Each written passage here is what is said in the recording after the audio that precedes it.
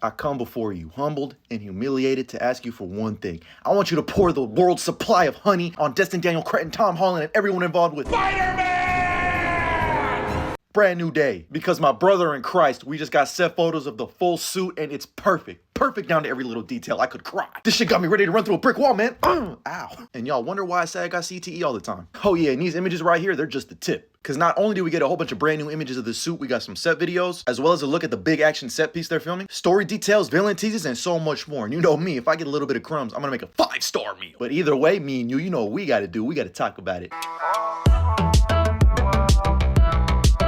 And boom! Man, you know what? Dude! Oh my god, crazy head placement. Doom! You looking for this? Don't be rushed. Hold on, I'm gonna play. I am so happy and grateful to be alive right now. I love Spider-Man. But here we got our first official look at Spider-Man masked up. He said mask off, fuck it, mask on. Like, this video is really just gonna be a giant glaze fest, so I'm not gonna be surprised if Spider-Man looks like a giant glazed donut by the end. My glaze will know no bounds. I'm one of the biggest Spider-Man meat glazers in the world. This is a necessary glaze, as a matter of fact. But this is he's real. I believe I'm looking outside my window, I see him swinging around. He's real. The world outside our window. And the first thing I gotta notice is the colors look a lot brighter in broad daylight, obviously. Like I said in my video yesterday, I was like, I think the suit just looks like that because of the lighting. But let's go ahead and zoom and enhance a little bit and take a look at the textures of this suit. I love the honeycomb paneling on both the red and the blue. I think normally in the past it was only on the blue for Andrew and only on the red for Toby. I really love the raised webbing. It's not too protruding to where it's distracting. It's just lifted enough. But honestly, it's those damn lenses. They're beautiful, man. They're Remita coated. Thought maybe they would go Bagley or McFarlane route, but I absolutely love this. But I think we ain't done yet because there's even more photos. Bring me more photos. Like here we just got Tom strolling around saying hi to all the fans beforehand, which by the way, he's literally Spider-Man, bro. And the suit just pops in public, bro. Like look at these colors. Look at the you can see it still has that metallic sheen to the suit of, I don't know what type of fabric this is made out of, but I just love the way the light reflects off the disco ball. I love the way the light reflects off this suit. Like look at the damn logo on the chest.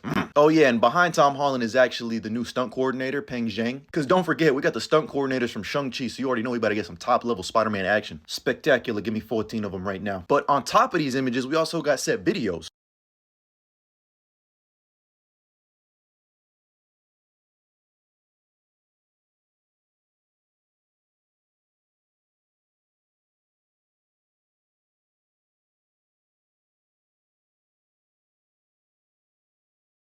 You know, I did it again. You know, Superman might not take selfies, but my goat Spider-Man has time for him. But remember when I said yesterday that I wouldn't give full suit judgment until Tom Holland masked up and gave us a back shot? Well, here's that back shot of the logo too. As you can see, it's pretty much the exact same logo that's on the front, just bigger and red on the back. I'm glad we're back to an OG red logo. I was hoping it would look more like the one from Homecoming, but this is tough too. I like the sharp spider logos. So now we can add this brand new day suit to the set photo archive of Spider-Man's past. Since canonically, we know that he took inspiration from both Toby, but mainly Andrew, like that dog. Andrew really told him, hey, copy my homework, but don't make it obvious. He said, I bet.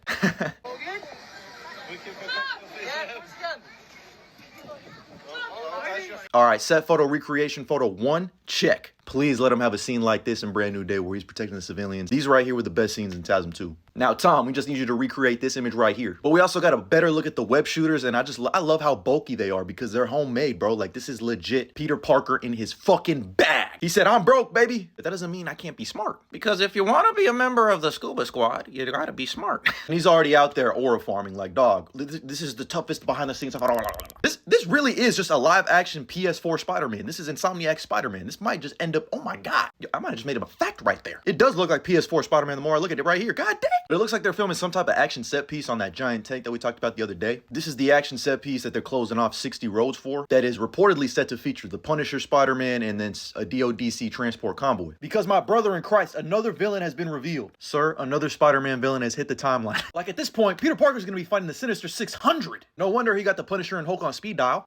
That shit. But now I'm starting to put the pieces together because they left me some crumbs. I'm gonna make a 10-star meal. Either way, me and you know what we gotta do. We gotta talk about it. First things first, rest in peace, Uncle Phil. But for real, thanks to industry insider Daniel RPK, he revealed even more villains that are gonna be part of this movie, and we're still not even done yet. I think we ain't done yet. Just yesterday, it was officially confirmed that we're gonna be seeing the return of Michael Mando as Matt Gargan, aka Scorpion. And to quote Braun after his first finals win, it's about damn time. Because I've been dying to see a Scorpion in live action. But he's not the only one. Because on top of that, we know we're getting Tombstone, Tarantula, Tarantula, Boomerang, and now thanks to Daniel RPK, we know another opponent has entered the ring. And that's everyone's favorite supervillain, Ramrod. And funny enough, in a way, he's kind of like Marvel's Cyborg. He was a boss of a construction crew that ultimately had gravely injuries but was saved by Moondragon and Kerwin Broderick and turned into a Ramrod. Now, I would definitely classify him as like a D or Z list villain, and I would also classify him more as a Daredevil villain than a Spider-Man villain because he showed up in more Daredevil comics than Spider-Man comics. But you know, Spidey, Daredevil, and all the other street level villains be passing around villains like left, right, up, down. So this has me wondering, like, will we actually see Daredevil in this movie some way, somehow? Maybe a brief appearance? I mean, we have Matt Murdock in No Way Home, so why not get the actual horned individual in Brand New Day? And shit, we might even see Kingpin since he's the mayor of New York City right now, unless they do away with that in Daredevil Born Again Season 2, which we know is going to come out March 2026 before Brand New Day. I feel like there's got to be at least a mention about him outlawing all vigilantes. But I think I figured out a couple of options on why we're seeing so many D or Z list villains. Potential option number one is that we actually get a mention of the bar with no name, where we get a lot of these Z list Spider-Man villains that just hang out at a bar that is known to be all about peace. You can't be starting fights in there, even though a lot of fights happen in there. I could definitely see this playing a part. Definitely think a lot of these villains are going to end up being in like an opening montage showing what Peter's been up to for the last 3 years, locking up all of these Z and D list villains. And obviously with the political climate and turmoil that's going on in New York City, there's going to be turfs up for grabs. So you're going to get gang wars, turf wars, and Peter's going to be stuck in the middle of it. And I'm not going to hold you. We just got the suit reveal for Spider-Man Brand New Day. It's beautiful, but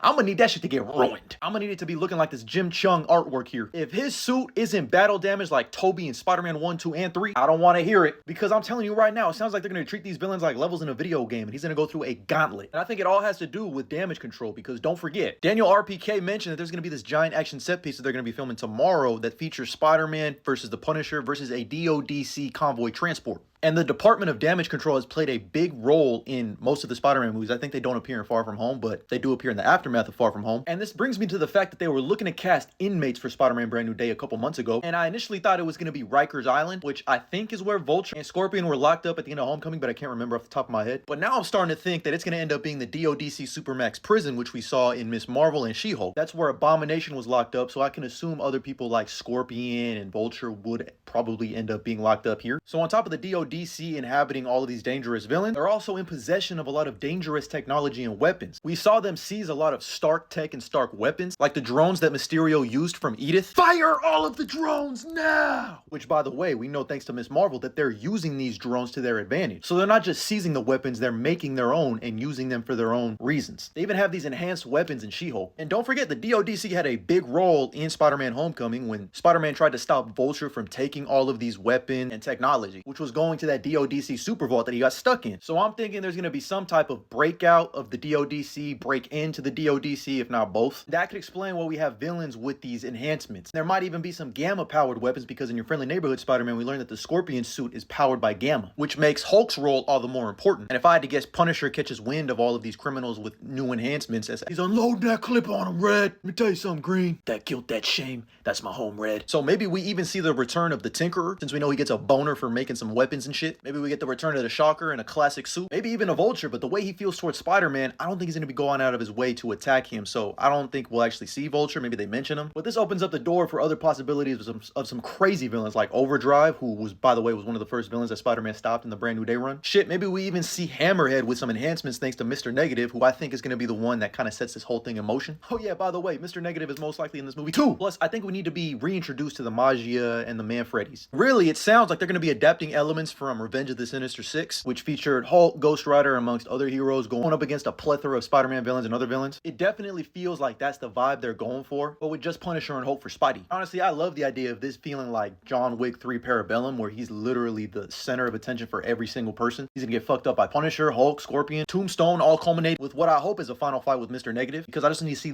what that looks like visually in live action. You know, I really hope they treat Tombstone with some respect, not a side villain. I want him to be more like the big man, even though I know this was taking inspiration from Kingpin and Tombstone mixed together. I don't want to just see him like as a henchman from Into the Spider-Verse. And I feel like we got to get Marvin Jones III to play him in live action, because he killed it in Black Lightning. And funny enough, he was the one who voiced Tombstone in Into the Spider-Verse, so it would be meta in that way too. Plus, this artwork from Desmond King is just, I'm feeling it. And yeah, man, it looks like Tom's having fun on set.